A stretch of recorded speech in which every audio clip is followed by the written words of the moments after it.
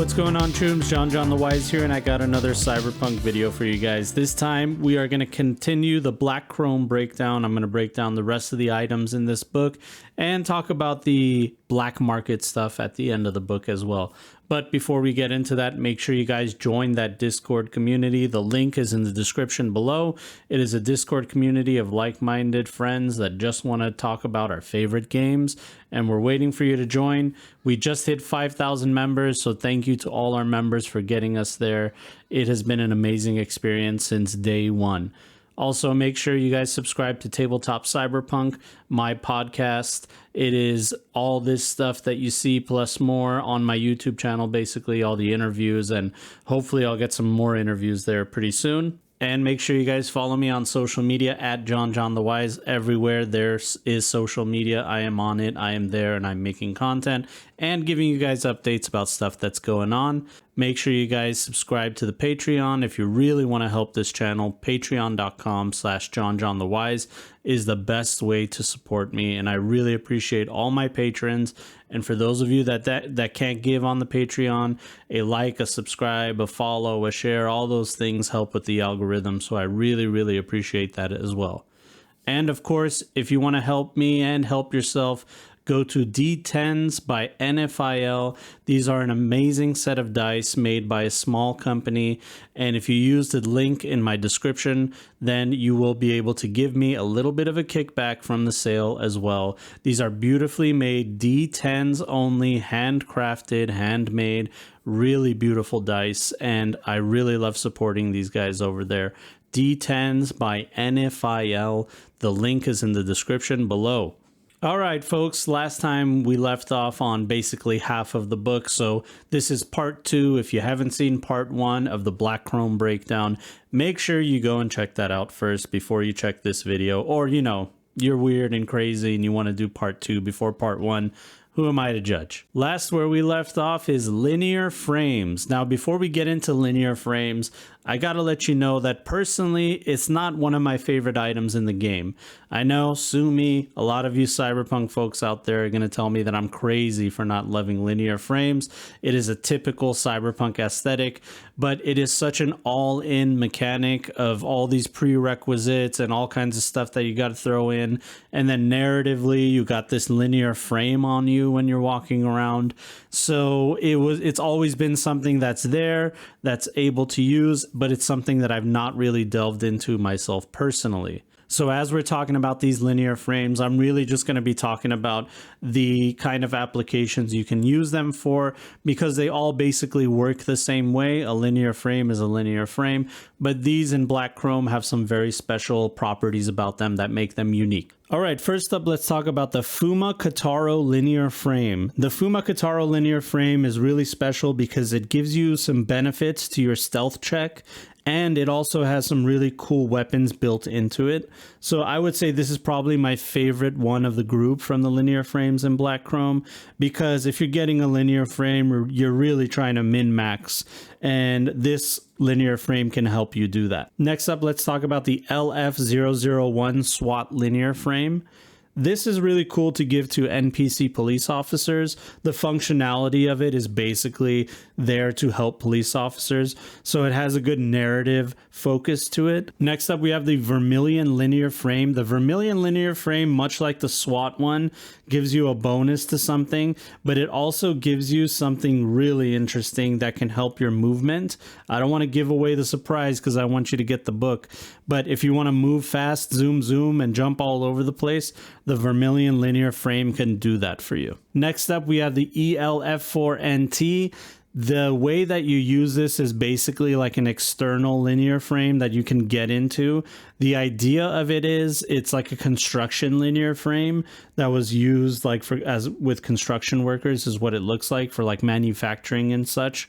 So the idea of that, it remains the same in the dark future. If your players are using it, they'll be using it for that kind of functionality, or they'll be using it in the way that it is meant to. The prerequisites for you to be able to use this linear frame are different than any of the other ones, and that's what makes it interesting. All right, Chooms, let's talk about vehicles. But before we talk about vehicles, we got to talk about something called Nomad Access. Nomad access is a new special rule in Black Chrome, so I won't be giving it away, but it is really cool. It's something that most people have been doing in their games, homebrew style, but now there's an actual rule behind it that can help you to generate the best kind of vehicles for your Nomad. All right, first up we have the SH-45 Patroller. This is basically a helicopter. That's what it is. It's used by law enforcement. There's actually a law enforcement one that is special. It has some really special upgrades that come with it built in, and the Nomads can access this too if they have the right moto. Now, when you need police officers or news agencies flying around and you don't know exactly what they're flying in, they're likely flying in something like this. Next up is the Zetatech Aerovox, also the Zetatech Aerocop.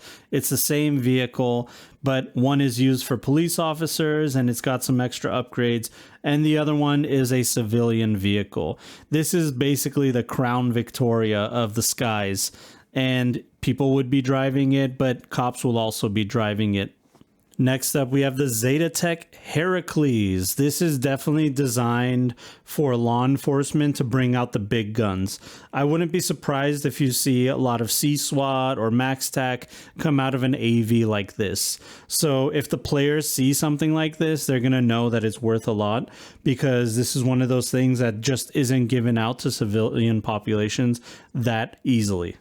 All right, let's talk about some land vehicles. Next up, we have the Highway Master Artemis. This thing is sleek. It doesn't look safe in that little bubble of it. This is the Dark Future's answer to a Tron bike, as you can see in the photo.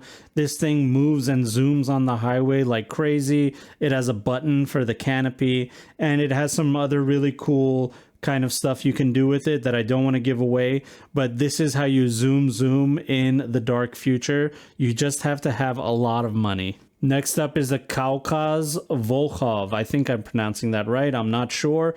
This is the Humvee truck of the Eastern European flavor. This thing is definitely for military application. You can tell just from the look of it that that's what it's meant for. And that's exactly what you're going to be getting out of something like this. And of course, we got the Tanson Jetboy Hoverboard. If you want to live that hoverboard lifestyle of zooming around like the Green Goblin or the Ninja Turtles in that sewer level. Unfortunately, with what it can do, you can't put any upgrades on this like any other normal vehicle. But hey, who knows what a tech can do with some time and some materials. All right, chooms, that's enough about vehicles. Let's talk about the nitty-gritty. Let's talk about weapons. First off, we're going to be talking about the Arachnid Grenade. Now, this is an item that basically can put a status effect onto everybody that is within its zone of explosion, where they can't move and they have a difficulty moving. They have to do some actions to get out of it. It's like a sticky web that grabs onto them. This is really powerful. Anytime that you can basically take somebody out of a combat situation or delegate them to doing skill checks instead of actually shooting their gun or firing their weapon or blah, blah, blah, you're really, really changing the tides of battle with that way, especially if it's in an explosion radius. I mean, that can be very powerful. We also have the Shuriken Tornado Grenade. I mean, do I need to tell you what it can do? It's a lot of ouch in your body. It causes like extra critical injuries. It has some kind of interaction with the critical injury.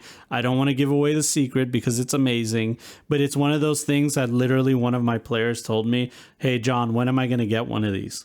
The Gunmart Door Cracker. I mean, what a cool name for something that explodes doorways.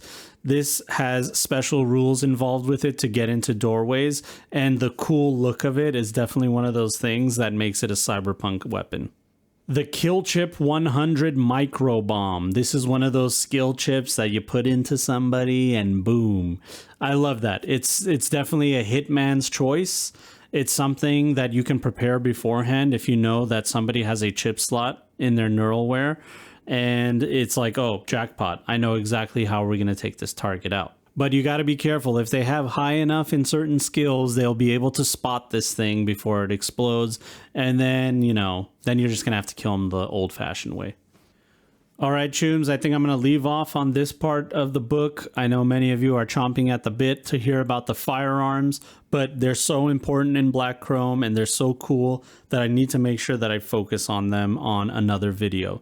So I will be talking about the night market and I will be talking about firearms in the next part. Okay, thank you guys so much for watching. I really appreciate all the support. Thank you all my patrons and everybody that's been supporting me in the community. And if you haven't seen it already, there's a DLC of me from the official R. Talsorian website. It is my homebrew rules. And if you guys are looking to get them more fleshed out and more looked at, that's definitely the place to look. All right. Thank you so much. We'll see you guys on the next one. Bye.